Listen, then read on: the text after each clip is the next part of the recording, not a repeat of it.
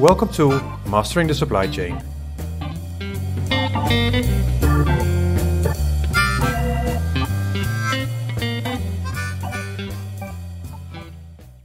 Exploring the fundamentals.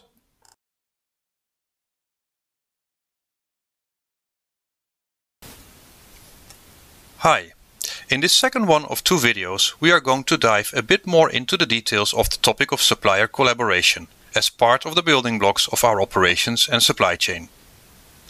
Let's start by recalling the two perspectives at stake here: the buyer perspective, as expressed in the Kraljic matrix, and the supplier perspective, as expressed in the supplier preferencing matrix. Let's now imagine that a buyer and a supplier have mutually reached the conclusion that working together may be very beneficial for both of them. Let's also imagine that they have concluded that a more far-reaching collaboration than just arm's-length buying would make a lot of sense. In other words, the aim is to establish a strategic partnership. Now, beyond the possible legal ways of approaching this, what does a strategic partnership actually entail in terms of activities and collaboration? What does it imply in addition to just arm's-length buying-selling? Let's look at a few examples, just for you to get an idea. The first one is collaboration related to product and process development. Due to their specific expertise, a supplier could potentially bring a lot of ideas for operational improvement or innovation to the table, which could help the buyer's organization to optimize their production process or develop new products. This concept is often referred to as early supplier involvement. You can imagine that this is something you would only do with strategic suppliers.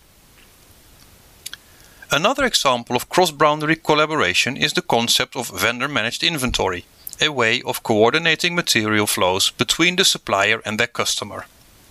In traditional buying-selling, the trigger for a transaction is done by the customer, who places an order, which is then followed by a delivery.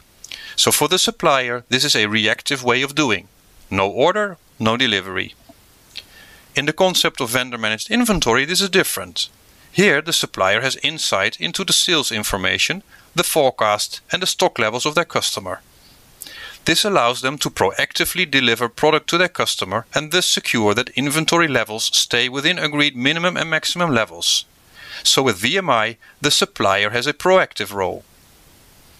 Given the specific IT requirements and the required efforts to get VMI up and running, but especially also given the required amount of data sharing from the customer to the supplier, you can also imagine here that this is not something you do with each supplier. Another very different example is the way that Spanish retailer Mercadona deals with their strategic suppliers. They call those suppliers their interproviders, a group of approximately 120 of the total of more than 2,000 suppliers they deal with. With these interproviders, Mercadona has an agreement with a number of specific elements.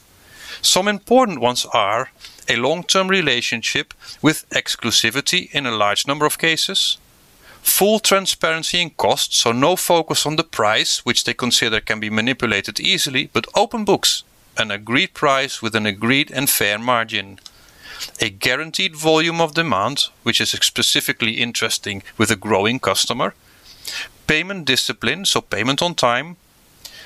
Mercadona has teams of specialists in place who, instead of doing the typical quality audits, actively help their suppliers with projects of continuous improvement aiming at better quality and more efficiency, projects of co-development of new products related to the concept of early supplier involvement I mentioned before, and last but not least, they are actively looking for synergies between their interproviders, so they bring them into contact with each other to explore joint initiatives.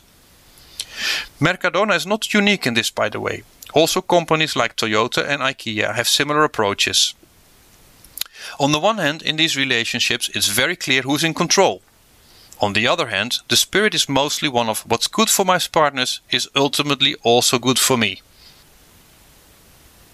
To finish, some reflections you can do after watching this video. Returning to the two matrices we have seen before, and taking the Mercadona interprovider concept as an example, assess such a relationship from two different perspectives. First of all, look at it from Mercadona's perspective, using the Kraljic matrix. What would be their point of view? And then take the supplier's perspective, use the supplier preferencing matrix. How would they see it?